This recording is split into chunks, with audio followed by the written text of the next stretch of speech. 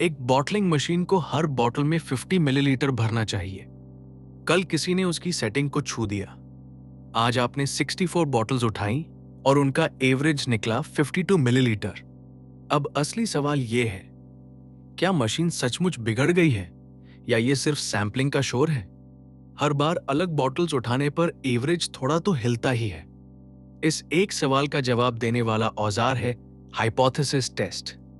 और गेट इस टॉपिक से रिकॉग्निशन लेवल पर पूछता है, सिनेरियो पढ़कर सही टेस्ट पहचानिए, सही स्टैटिस्टिक लिखिए और सही डिसीजन बताइए। यही तीनों काम हम पूरी गहराई से करेंगे। पहले यह समझिए कि शोर दिखता कैसा है। यह रही एक नंबर लाइन जिस पर हम बॉटल्स का एवरेज रखेंगे। बीच में 50 है। वही टारगेट, वही वो वैल्यू जो मशीन के सही होने पर मिलनी चाहिए। अब मान लीजिए मशीन बिल्कुल ठीक है और हमने 64 बॉटल्स का पहला सैंपल उठाया। एवरेज आया 49.4। टारगेट पर नहीं गिरा, थोड़ा बाईं तरफ। दूसरा सैंपल, वही मशीन, वही सब कुछ। एवरेज आया 50.5। इस बार दाईं तरफ तीसरा सैंपल 49.8। यानी सही मशीन भी हर बार अलग एवरेज देती है और यह बिल्कुल नॉर्मल है। और अब हमारा असली सैंपल 52। देखिए ये बाकी सबसे कितना अलग खड़ा है। पूरा टॉपिक बस इसी एक सवाल पर टिका है, कितनी दूरी को शोर माने और कितनी दूरी पर मान ले कि मशीन सचमुच बदल गई है। अच्छी खबर यह है कि Z टेस्ट, T टेस्ट और ची स्क्वायर्ड टेस्ट तीनों अलग चीजें नहीं हैं। तीनों एक ही ढांचे के अलग अलग कपड़े हैं और ढांचे में 5 हिस्से होते हैं। पहला नल हाइपोथेसिस, जिसे H नॉट लिखते हैं। ये वो उबाऊ डिफॉल्ट दावा है कि कुछ नहीं बदला, मशीन ठीक है।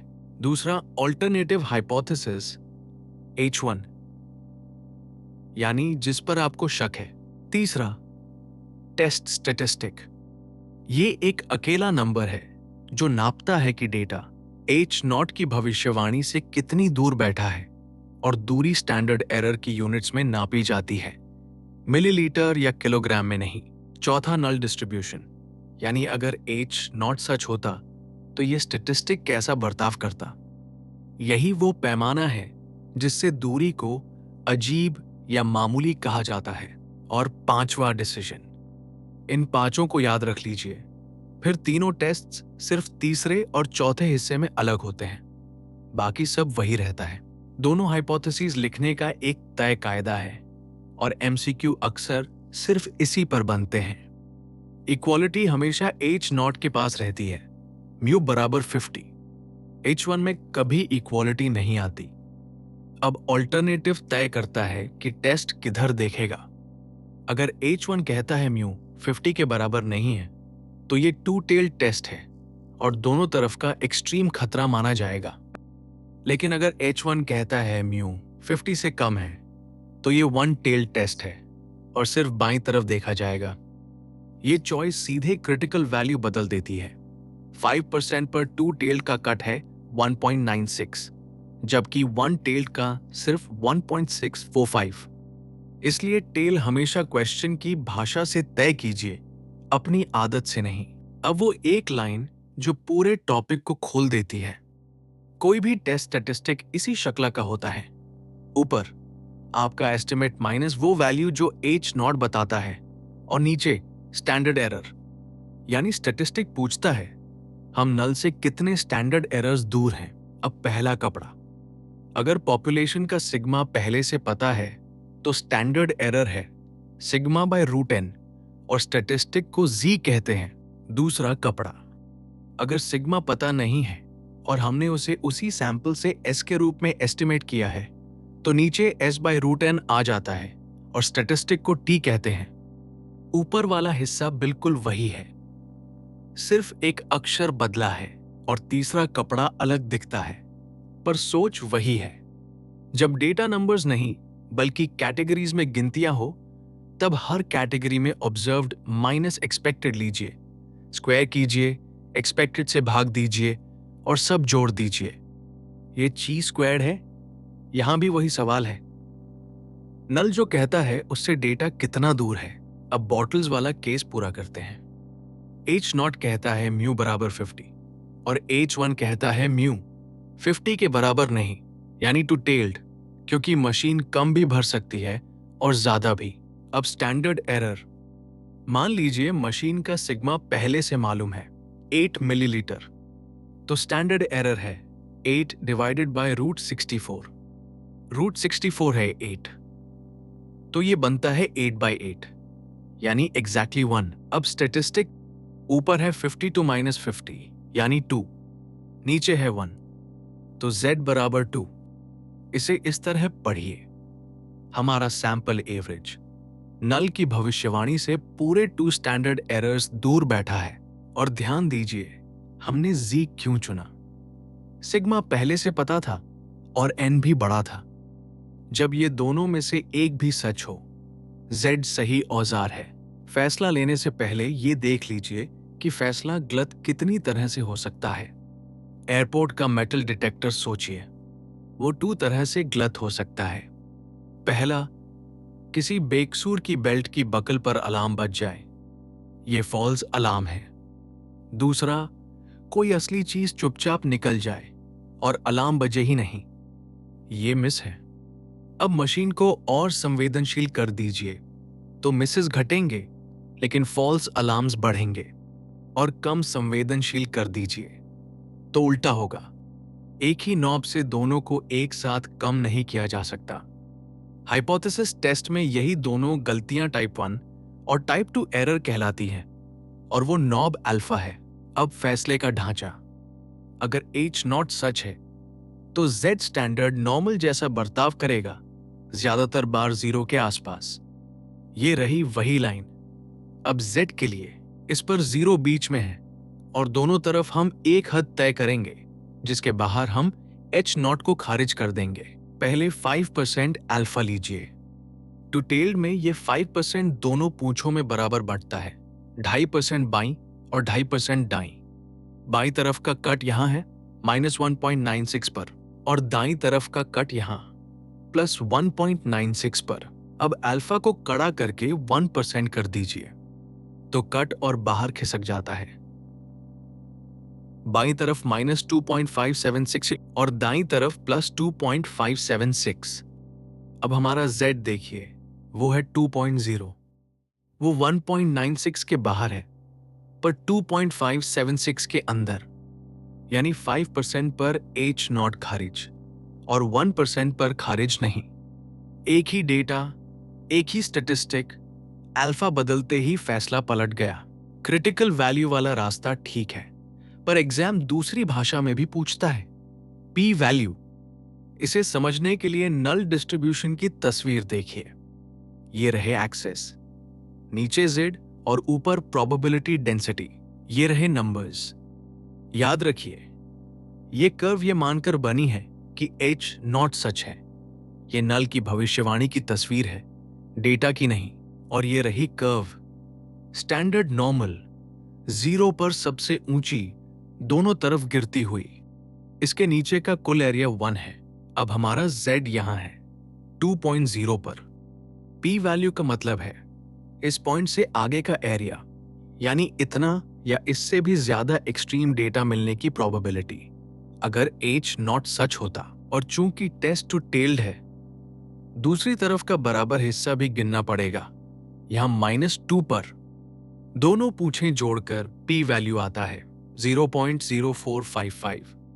ये 0.05 से जरा सा छोटा है, इसलिए H0 खारिज। वही फैसला जो क्रिटिकल वैल्यू ने दिया था। दोनों रास्ते हमेशा एक ही जवाब देते हैं। अब वो जाल जिसमें सबसे ज्यादा स्टूडेंट्स फंसते हैं और जो MSQ में सीधे मार्क्स खाता है। पहला P वैल्यू का मतलब ये नहीं है कि H0 के सच होने की प्रोबेबिलिटी इतनी है। P वैल्यू एक शर्त पर बनी प्रोबेबिलिटी है। अगर H0 सच होता तो इतना एक्सट्रीम डेटा मिलने का चांस। दिशा उल्टी है और ये फर्क बहुत बड़ा है। हमने सिमुलेशन से जांचा, एक ऐसी दुनिया बनाई जहां आधे मामलों में H0 सचमुच सच था।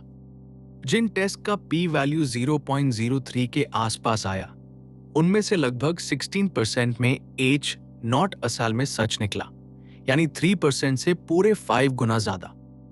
दूसरा जाल, एच नॉट खारिज न कर पाने का मतलब ये नहीं कि एच नॉट साबित हो गया।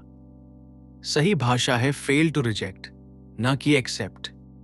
और तीसरा, one tailed P value. To tailed का हाफ तभी होता है जब आप उसी दिशा में देख रहे हो जिधर डेटा झुका है। अब दोनों गलतियों को एक टेबल में बांध लीजिए, क्योंकि ये टेबल हर साल किसी न किसी शक्ल में आता है। कॉलम्स बताते हैं कि सच्चाई क्या थी, रोज बताते हैं कि आपने क्या किया। पहली रो, आपने एच नॉट खारिज कर दिया। अगर एच नॉट असल में सच था तो ये टाइप 1 एरर है, यानी बेकसूर पर अलार्म, और इसकी दर ठीक ठीक अल्फा होती है। ये याद रखिए, अल्फा आप खुद चुनते हैं। और अगर एच नॉट असल में झूठ था तो यही सही फैसला है, और इसी की प्रोबेबिलिटी को पावर कहते हैं। दूसरी रो, आपने खारिज नहीं किया, एच नॉट सच था तो सही किया। और अगर एच नॉट झूठ था पर आप पकड़ नहीं पाए तो ये टाइप 2 एरर है, जिसकी दर बीटा कहलाती है। अब सबसे काम की बात, अल्फा घटाइए तो बीटा बढ़ता है, ये रस्साकशी है। लेकिन सैंपल साइज बढ़ाइए तो स्टैंडर्ड एरर घटता है, और बीटा बिना अल्फा खर्च किए घट जाता है। अब वो सवाल जो गेट असल में पूछता है, कौन सा टेस्ट लगेगा, इसका जवाब एक छोटे से पेड़ में पूरा आ जाता है। जड़ पर सिर्फ एक सवाल है, आप टेस्ट किस चीज का कर रहे हैं। पहली शाख, आप एक मीन का टेस्ट कर रहे हैं, यानी डेटा नंबर्स हैं और आप औसत के बारे में दावा जांच रहे हैं। दूसरी शाख डेटा नंबर्स नहीं, कैटेगरीज में गिनतियां हैं। कितने पास, कितने फेल, कितने मोबाइल यूजर्स, कितने डेस्कटॉप यूजर्स। मीन वाली शाख पर एक और सवाल आता है, और यही असली छटाई है। क्या पॉपुलेशन का सिग्मा आपको पहले से पता है? अगर हाँ, या सिग्मा पता न हो पर एन काफी बड़ा हो, तो जेड टेस्ट। बड़े एन पर एस इतना भरोसेमंद हो जाता है कि उसे सिग्मा मान लेना सुरक्षित है। और अगर सिग्मा पता नहीं है और एन छोटा है, तो टी टेस्ट। यही वो सबसे आम फर्क है जिस पर क्वेश्चन बनते हैं। और दूसरी शाख का जवाब सीधा है, गिनतियों के लिए ची स्क्वायर टेस्ट। चाहे गुडनेस ऑफ फिट देखना हो, चाहे कॉन्टिंजेंसी टेबल में इंडिपेंडेंस। इस पेड़ को याद कर लीजिए, ये अकेला ही आधे सवाल हल कर देता है। अब सवाल ये है कि सिग्मा की जगह एस रखते ही डिस्ट्रीब्यूशन बदल क्यों जाता है। इस तस्वीर से पकड़िए, एक लकड़ी के तख्ते को नापना है। एक हाथ में कपड़े का ढीला मेजरिंग टेप है जो खुद खींचता और झूलता है, और बगल में एक स्टील का पक्का रूल पड़ा है। स्टील रूल से नापिए तो अनिश्चितता सिर्फ एक जगह है, तख्ते की लंबाई में, पर कपड़े वाले टेप से नापिए तो अनिश्चितता तो जगह है, तख्ते में भी और आपके पैमाने में भी। सिग्मा पता होना स्टील रूल है, एस को उसी छोटे सैंपल से एस्टिमेट करना कपड़े वाला टेप है। और जब पैमाना खुद हिलता हो तो नतीजों में एक्सट्रीम वैल्यूज थोड़ी ज्यादा बार दिखेंगी। उस बात को अब आंखों से देख लीजिए, हम टी की कर्व में से नॉर्मल की कर्व घटा रहे हैं और नतीजा इन एक्सेस पर प्लॉट कर रहे हैं। नीचे वैल्यू है, ऊपर अंतर। यहां टी को उसकी सबसे तीखी शक्ल में लिया है, 1 डिग्री ऑफ फ्रीडम वाली, ताकि असर साफ दिखे। ये रहे नंबर्स। जहां ये कर्व 0 से नीचे है वहां नॉर्मल ऊंचा है, और जहां ऊपर है वहां टी ऊंचा है। और ये रही कर्व। बीच में देखिए, ये गहरी नीचे है, यानी टी का मिडल नॉर्मल से पतला है। टी अपनी वैल्यूज को केंद्र के इतने पास नहीं रखता, फिर ये ऊपर उठकर 0 को काटती है, लगभग 1.85 पर। ये वो जगह है जहां दोनों कर्व्स बराबर ऊंची हैं, और उसके बाद कर्व 0 के ऊपर चली जाती है और ऊपर ही रहती है। यही फैट टेल्स हैं, दूर वाली वैल्यूज टी में ज्यादा मुमकिन है। इसका सीधा नतीजा यह है कि उसी अल्फा पर टी का क्रिटिकल वैल्यू नॉर्मल से बड़ा होता है, और जैसे जैसे डिग्रीज ऑफ फ्रीडम बढ़ते हैं, एस भरोसेमंद होता जाता है और टी वापस नॉर्मल में समा जाता है। अब यही सवाल दोबारा, पर इस बार सिग्मा पता नहीं है। हमने 16 बॉटल्स ली, एवरेज निकला 52 और उन्हीं 16 से सैंपल स्टैंडर्ड डिविएशन S निकला 4। स्टैंडर्ड एरर अब है S बाय रूट n, यानी 4 डिवाइडेड बाय रूट 16। रूट 16 है 4, तो स्टैंडर्ड एरर फिर से एग्जैक्टली 1। तो स्टेटिस्टिक भी वही आता है, 52 माइनस 50 बाय 1 बराबर 2.0 और डिग्रीज ऑफ फ्रीडम है n-1 यानी 15। एक आजादी सैंपल मीन निकालने में खर्च हो गई। अब critical value 15 degrees of freedom पर टू टेल्ड 5% का टी कट है 2.131, नॉर्मल के 1.96 से साफ बढ़ा, ठीक उन फैट टेल्स की वजह से। और यहां पूरा खेल पलट जाता है। हमारा 2.0 2.131 से छोटा है, इसलिए H नॉट खारिज नहीं होता। बिल्कुल वही स्टेटिस्टिक, बिल्कुल वही डेटा, पर सही टेस्ट चुनने से फैसला उल्टा हो गया। जो स्टूडेंट यहां आदतन 1.96 लगा देता है, वो H नॉट गलत तरीके से खारिज कर देता है। अब तीसरे कपड़े पर आते हैं और इसके लिए डेटा की शक्ल बदलती है। ये पोस्ट ऑफिस का सॉर्टिंग रैक देखिए, खाने ही खाने, रोज में भी और कॉलम्स में भी, और हर खाने में चिट्ठियों की एक अलग ढेरी। यहां कोई एवरेज नहीं है, कोई मिलीलीटर नहीं है, यहां सिर्फ गिनतियां हैं। इस रो और इस कॉलम वाले खाने में कितनी चिट्ठियां गिरी। जब डेटा इस शक्ल में हो तो सवाल भी बदल जाता है। क्या रो वाली बात और कॉलम वाली बात एक दूसरे से जुड़ी हुई है या पूरी तरह अलग? इसी सवाल का नाम है इंडिपेंडेंस, और इसे जांचने वाला औजार है ची स्क्वायर टेस्ट। एक पूरा एग्जाम्पल करते हैं। 200 स्टूडेंट्स का डेटा है। हर स्टूडेंट के बारे में 2 बातें दर्ज हैं, उसने कोचिंग ली या नहीं और वो पास हुआ या नहीं।